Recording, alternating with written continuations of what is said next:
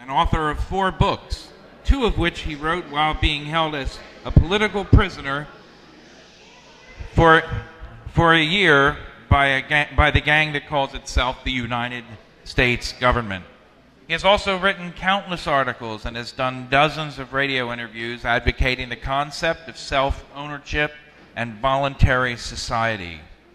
For the sake of full disclosure, Mr. Rose confesses that he is a former member of the cult of statism, and for years, along with everyone else he knew, devoutly prayed at the altar of the mythical deity known as government.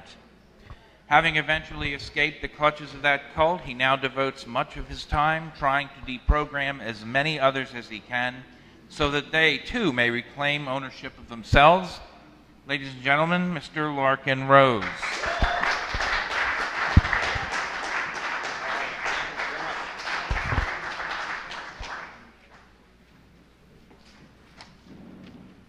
My topic today is mind control, but a different kind of mind control than you might usually think of.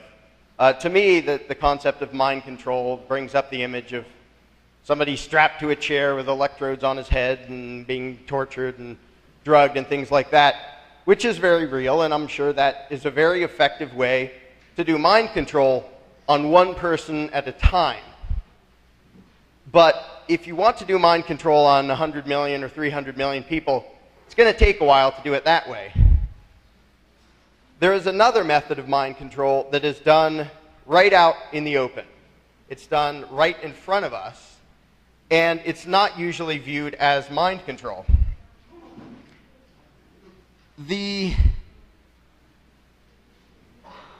way to do popular mind control, to do mind control on an entire community or an entire society, is to tell a lie to everybody all at once and keep telling them that lie over and over again until they actually perpetuate the lie themselves.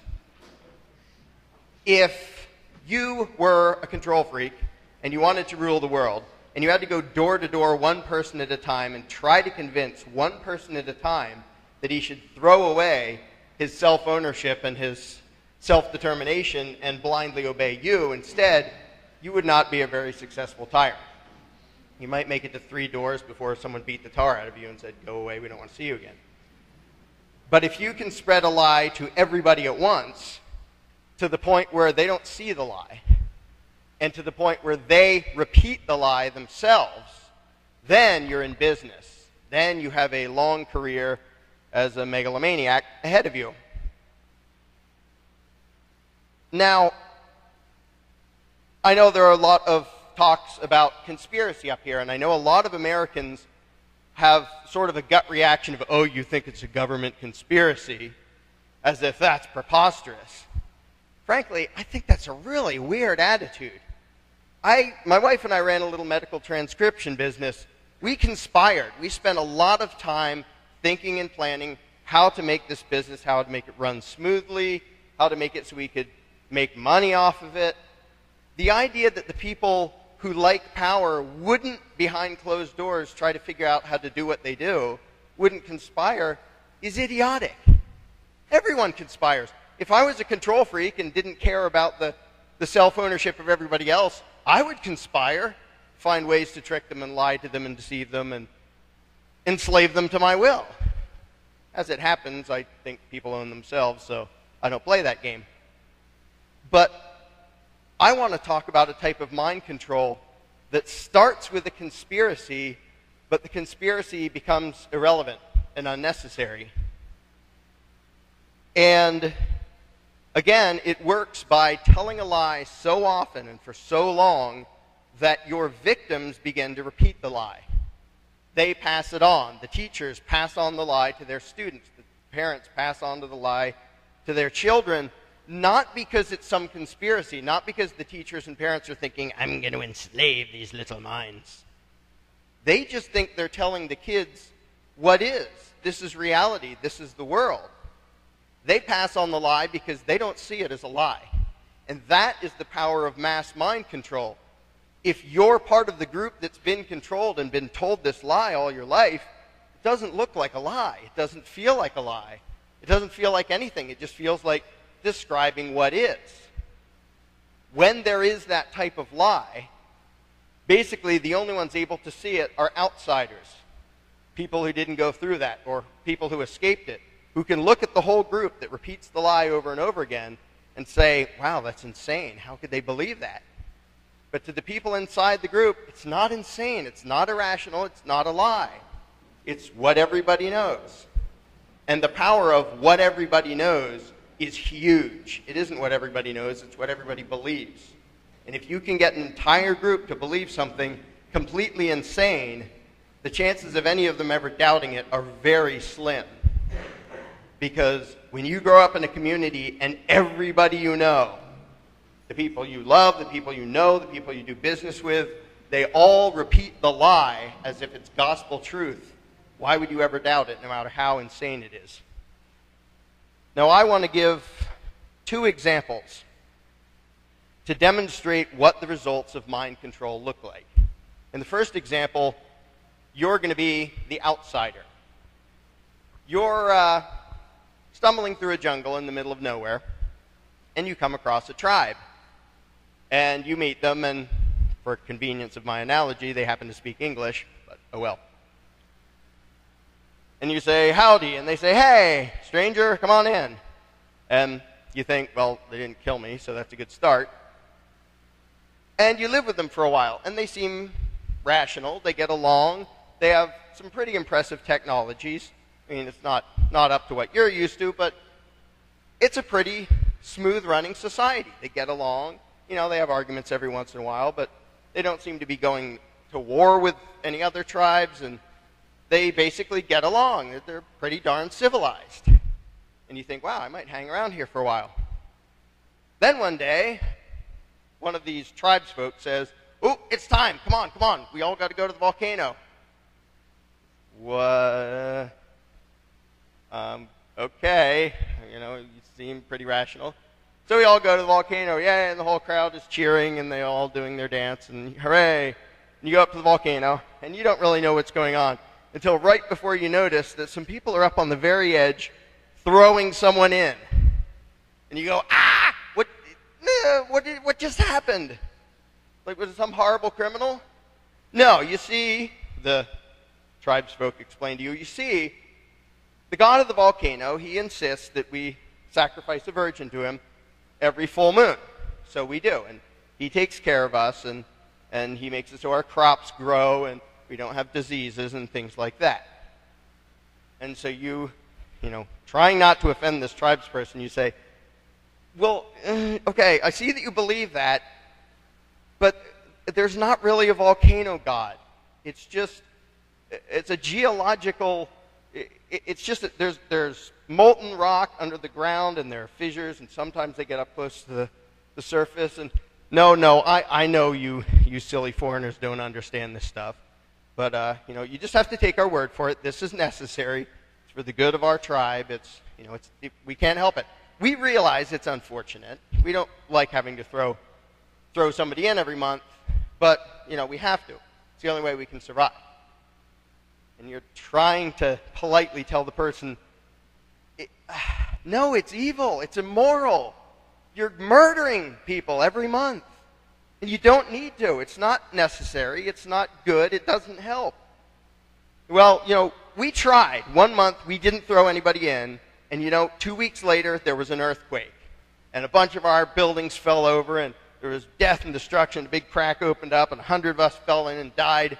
So it's necessary, okay? Just take our word for it. And you say, look, okay, I believe you that there was an earthquake after you didn't do that, but I don't believe there's a connection.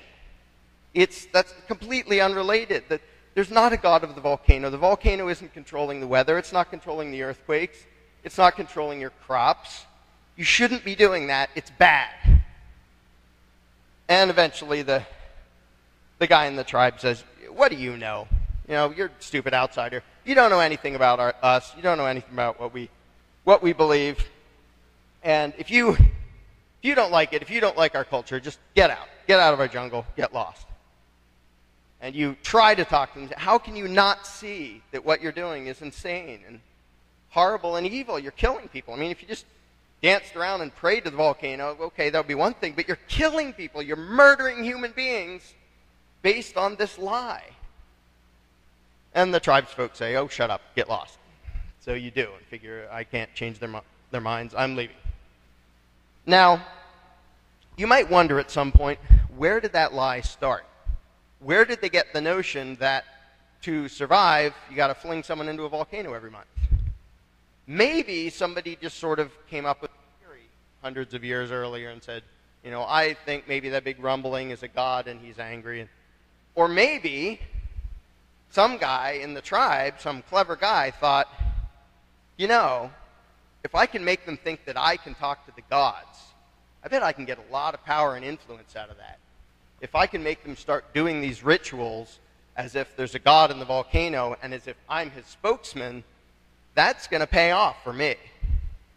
And maybe he did that, maybe he passed it on to his son, and maybe that went year after year, or maybe it was just somebody made it up.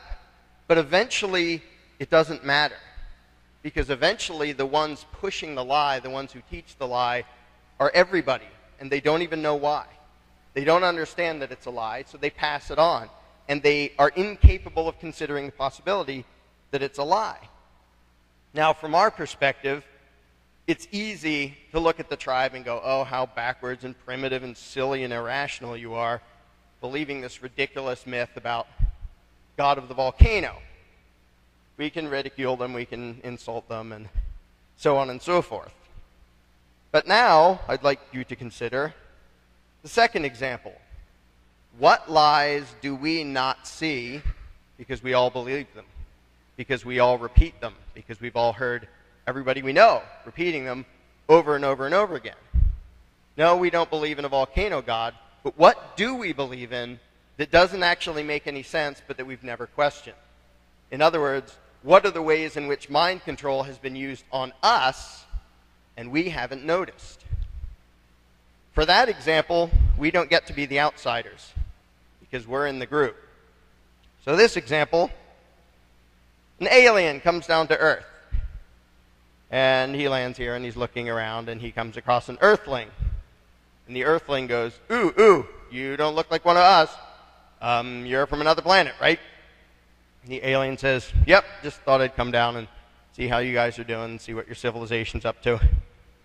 And the earthling says, should I take you to our leader? And the alien says, to your what? You know, the guy in charge. The guy in charge of what? The guy in charge of everything. You have one guy in charge of everything? Well, it's not just one, it's a few. You know, government. Government. Well, you know, I came down to see your civilization and sure, show me this government thing. So you jump in the car and you drive to Washington, D.C. And they get out and the earthling goes, here it is. And the alien says, okay, where? I'm not sure what I'm looking for. Well, it's all around us. This is where it all happens. Okay, where's this government thing? Well, it's all around us. This is where it happens. Well, I see this huge building here. Is that it? Well, that's the Capitol building. That's where government does its business, in there. Okay, but that's not government. That's just sort of its house or something. Yeah, that's right. That's where it does its thing. Well, could you tell me what this government thing? What does it look like? Like, describe it to me. Well, it doesn't really look like anything. I mean, you can't really see government as a thing. So it's like a gas or something that floats around that's invisible or it hides or something. No, it's not anything like that. It's hard to explain. You can't really see it. You can't really draw a picture of it. All right, well then let's try this approach. What does it do, this government thing? What does it do? Well, it makes the rules for all of us. It tells us what to do. And for those who disobey, it punishes us. Okay, so this thing tells you, human earthlings, what to do. It bosses you around, and if you disobey, it punishes you. It sounds sort of like a slave master. Oh, no. It works for us. It serves us. We're the boss. It tells you what to do and hurts you if you disobey, and you're its boss. Yeah, exactly. Okay, I'm having a little trouble with it. It gives you these rules. It's wise and gives you smart rules all the time, you mean? No, a lot of its rules are really stupid. And it makes us pay for things that they're destructive, they're idiotic, they're evil. So, this thing that serves you by making you do dumb stuff and making you pay for stuff you don't like. Yeah, well, we have to have it. It's necessary for society. So, is it just big and powerful and it can really squish you if you disobey and you're all just scared of this thing? Well, we're sort of scared, but we feel an obligation to obey the law. We're a law-abiding people. We go by the rules. But you just said the rules are sometimes stupid. Yeah, and sometimes we go by the stupid rules, but we have to obey. I mean, it's the law. We're obligated to obey. We can ask government to change the laws, but as long as it's the law, we have to obey. So you're obligated to do stuff that you think is stupid and destructive. Yeah, but we can ask it to please tell us to do smart things. Okay. Oh, there's a senator. Yeah, he's a part of government. See the guy? He's getting in the limo. That's a senator. What do you mean? The gray-haired thing, getting in the limo right there. Yeah. He's part of government. That's it. That's him. So this government thing, it disguises itself like earthlings to make it easier to deal with you. No, he's just a person. He's a human. He's the same as you, but he's government, and you're not. Is that it? Yeah. Well, he's part of government, and we just vote for them. Okay, so he's allowed to boss you around and even tell you to do dumb things, and you're obligated to obey him, even when you think the orders are stupid. Yeah, we can ask him to change his orders, but yeah, we have to obey. You're not allowed to boss him around and take his money, tell him what to do. Oh, no. They'd put us in cages if we did that. Okay, I'm having trouble with this because I look at you and I look at him. You're the same thing. You're the same species. You're one of the species, and he's another one of the species, but he's government, and you're not. And he's allowed to boss you around, and you're not allowed to boss him around. I don't get, if you're the same thing, why you're not the same thing. Why are the rules different if you're both the same species? Well, maybe I should explain. He's not, all by himself, he's not government. Like, if he came over right now and said, give me $50 or I'll punch you, he's not allowed to do that. He doesn't have the right to do that. If he came over right now just on his own and told me what to do, he can't do that. He's only allowed to do these things when he's acting as government. So he's not government, he's acting as government. So he's pretending to be government? No, I mean acting on behalf of government. Okay, so he's not it anymore.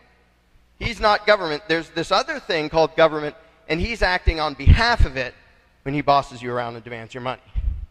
Right? Well, yeah, he's a part of it, and he represents it. He's just their agent, sort of. Okay, so you can't really point to him. He's not government anymore. The building, that's not government. The guy, he's not government, he's just acting on behalf of it. And they give you these orders. Yeah, they're called laws, and there's whole libraries full of law books that tell us what we can do and what happens if we disobey. Okay, and they're not government either. They're just books. Yeah, they're just books. So you have the building that isn't government, the people that aren't government, the people who enforce it. Is that some different species? No, they're just humans too. Okay. You have enforcers, you have law books. None of them are government, but they all act on behalf of government, whatever it is. Yeah, well, sort of together they are, but sort of together they're not, really. Okay, these laws. Who makes them up? Government makes them up, and then, like, that guy writes it down? The guy who got in the limo? No, he makes it up. He makes up the rules. Him and a bunch of other politicians, they make up the rules, and then they have enforcers they hire to come put us in cages if we disobey. So he's making it up. He's the one thinking them up and writing them down. That human, the thing that's just like you, the human, along with other humans, they're the ones that sit down and make up these commands. Yeah, they make the laws. While claiming to be acting on behalf of a thing called government. Does that thing look like a volcano by any chance? No, why do you ask? Never mind. So humans make up these commands. They tell you to obey. You feel obligated to obey, even when you think they're stupid. I'm still having trouble recognizing the government because I can see all the ingredients you can point out. I can see the law books and the buildings and the enforcers and the politicians, but you keep saying it's something else, and you keep not being able to point to it. I mean, I understand, even back on my planet, we have like sports teams, and you can say that all these people are on the sports team, and together they make up a sports team. But what you're telling me is all these people in buildings, they're part of government, but they're not really it. There's something else that makes it government, and they're not it, but you can't really tell me what it is or where it comes from. So let's try a new approach. They give you these laws, these commands. They tell you what to do. Basically, they threaten you, right? They say you're going to do this or we'll hurt you. Well, yeah, but we don't really view it that way. It's the law of the land. We have to obey it. It's the law of the land. The dirt? The land makes the law? I thought that guy did. Well, yeah, but on behalf of the thing called government, on behalf of the country, he tells us what to do and hurts us if we disobey. Wait, didn't you say he works for you? He does this for your benefit? Yeah, for our benefit, he bosses us around and takes our money. Okay. So you feel an obligation to obey these commands, even if you think they're stupid. Like, can you give me an example of one of the commands that you think are stupid? You don't like, but you think you should go along with it anyway. Well, they make us pay taxes. They demand lots of money from us, and they pay for wars.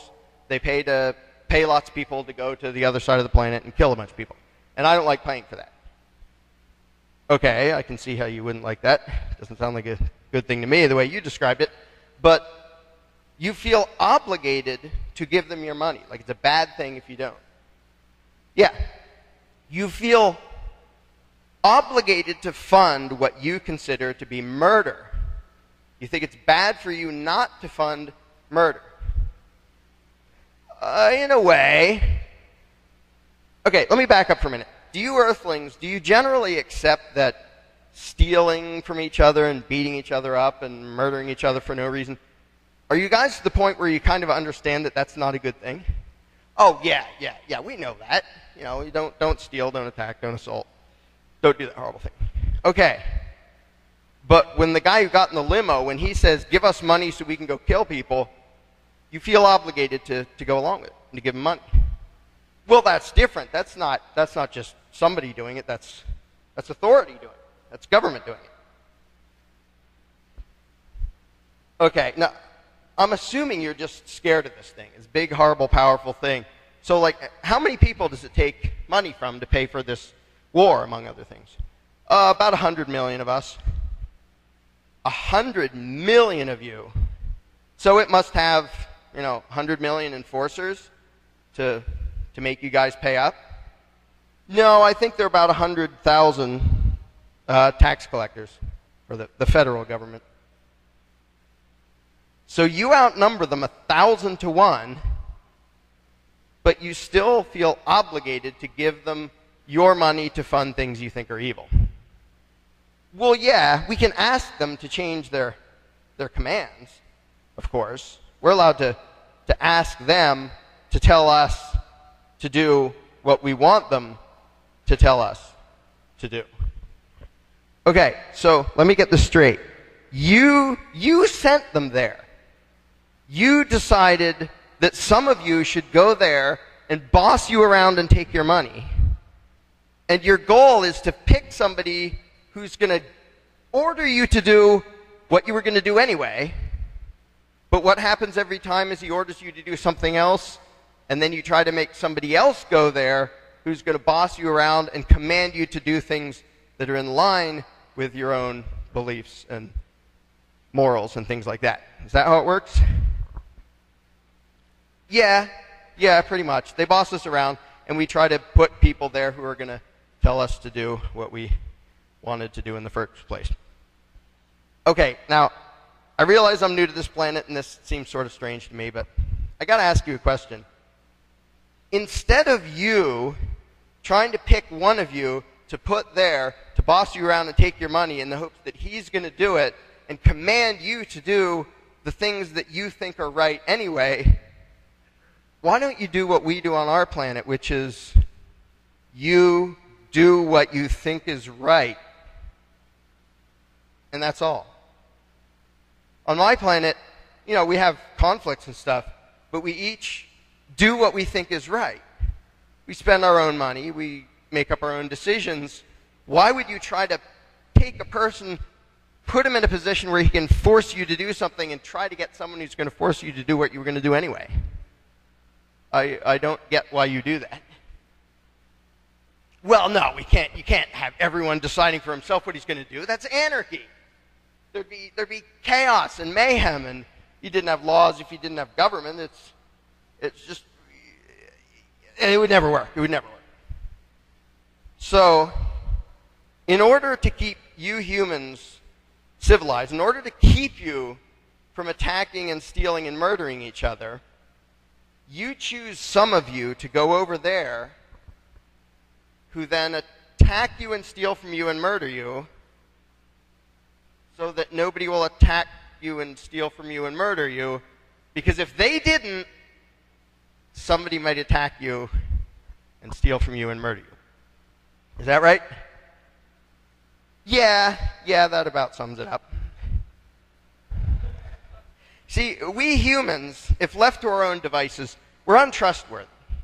Some of us are just negligent, some of us are nasty, some of us would hurt each other.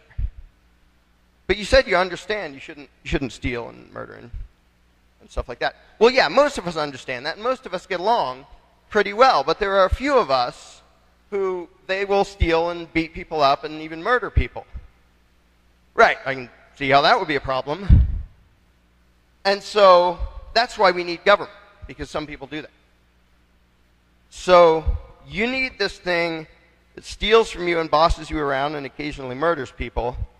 You need that because sometimes a few people, not very many, might decide to steal from you and boss you around and murder people. So you need an organization that does that first so somebody else doesn't do it. Again, I'm new to this planet. I'm sorry I'm having a hard time understanding this. It's just, it's tough. Well, we're untrustworthy. We're imperfect. Like I said, mostly we get along, but there's little problems, and we need somebody in charge. We need government in charge to keep us civilized. Okay, so I assume you put the wisest, most noble, most compassionate people into power so that they will use their wisdom to keep the rest of you in line. Still doesn't really make sense, but At least you have the best among you going there, right? No. Actually, they're all a bunch of lying crooks. The ones you sent there. Well, we don't try to elect lying crooks, but it always turns out that way. And that they always get caught doing nasty, horrible things, and they're constantly doing things we don't like with our money, whether it's, giving money to people who are already zillionaires, or waging war, or taking money from people who earn it to give it to people who didn't, or other things like that. Yeah, they are constantly doing that stuff. They're completely corrupt. They're a bunch of lying crooks. Okay, so let me see one last time if I can understand this. Because human beings are untrustworthy, some of them, because they're sometimes negligent or nasty, because there's the threat that some of your neighbors might boss you around or steal from you or even kill you, because of that, it is necessary for your survival to take some of the worst people among you and give them permission to steal from you, boss you around, and kill people. Does that about sum it up? Yeah, that's pretty much government in a nutshell. Okay, tell you what, we'll come back to your planet in a few hundred years and see if you have any grasp on reality by then. See you later. Alien flies away. This is the mind control that most people don't see. If you believe there is such a thing as government, you are the victim of mind control. Government is no more real than the volcano god.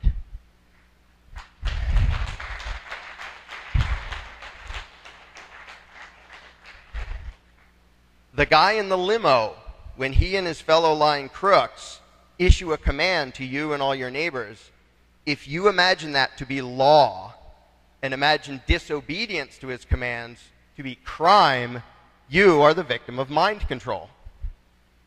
If you actually believe that you can ever have a moral obligation to do the wrong thing, to fund something you think is evil, you are the victim of mind control. Now, the good news, if it can be called that, is so is everybody else around you. Because everyone else believes it. Everyone else takes pride in being a law-abiding taxpayer, which means I obey the lying crooks and I give them my money. Okay, not really a good reason to be proud, but oh well.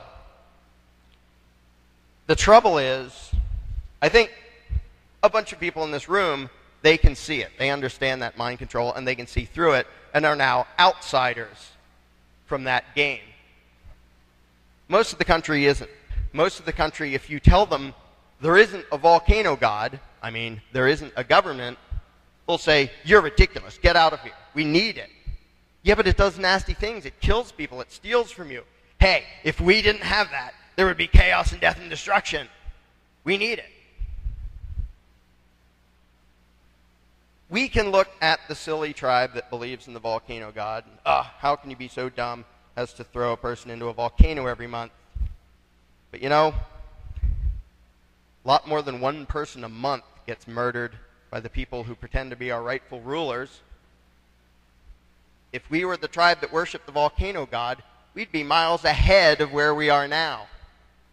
We can laugh at them, we can pretend that we're too wise for that, and then we can go vote for the next crook who's going to steal our money and clobber us over the head and tell us what to do and murder people. The fact that we all believe it, that we all repeat it, that we heard it in school, that we hear it from our parents, from our teachers, from people who care about us, it doesn't mean it's true. And the truth of the matter is, it's not that tough to demonstrate that the belief in government and calling the politicians' commands laws and calling their demands for money taxes, it doesn't make any sense. It makes less sense than believing in a volcano god. Because at least a volcano god, in order to prove there isn't one, you'd have to dig up the volcano and go, see, no god, just a bunch of molten rock. But it's very easy to go through lines of reasoning just on what people know already to demonstrate that the people who call themselves government cannot possibly have the right to rule. Just like the alien was baffled, they cannot possibly have any right that you don't personally have. If you don't have the right to tax, they don't have the right to tax, because where would they have gotten it? If we all started as humans, all men are created equal, and suddenly Congress shall have the power to tax. What the heck happened in between? How did we get unequal again? Some are more equal than others. It's very simple to prove that everyone in this country at one point or another was a victim of mind control, but it's very difficult for them to see it because the lie is everywhere, and they don't want to see that their entire life and their entire belief system is based on a lie. And the worst part is that this lie takes the virtues of good people. It takes their good qualities, their productivity, and their honor, and turns it into fuel for some of the most evil people in the world. If it was merely dancing around a volcano, who cares? But the belief in government kills. It robs, it extorts, it assaults. It violates every right you could possibly imagine, including the right to be alive. This is why I refer to the belief in government as the most dangerous superstition. It's not just a rational construct. It's not just a way to organize and get along. It's not a way to cooperate. It's a hallucination of something that is not there, a group with the right to rule. Let me end on this. Government is the volcano god. And you can imagine, if you just wandered through a jungle and found this tribe, how frustrating it would be to watch them throwing somebody into a volcano, somebody perfectly innocent, trying to explain to them their entire view of what that volcano is completely backwards. It's completely bogus. It's rock and lava. It's not a god. You don't have to do this. This isn't doing you any good. And it's easy to picture how frustrating that would be. And my question is, are we Americans any more open to reason than the volcano worshippers? Most of us aren't. And you can see that when you try to deprogram someone from their own lie, their own universally accepted lie. They don't believe in the volcano god, they just believe in something that's about 100,000 times more destructive. We can think we're smarter than that tribe as we murder tens of thousands of people at a time that haven't done anything to us. We can think we're smarter than that tribe as we imagine legitimacy to a group of people stealing trillions of dollars and doing destructive, evil, idiotic things with it. We are not sane beings until we accept that we each own ourselves. We do not behave in a sane manner as long as we believe in authority. Because when you believe in authority, you actually really and truly believe that you have an obligation to do what you think is wrong. Because whenever there's a conflict between your own judgment and authority, if you choose authority, you are choosing evil. And humanity has been doing it for a long, long time. It's why every war has happened. Every example of widespread oppression. It's because we imagine a thing that is no more real than a volcano god. Thank you.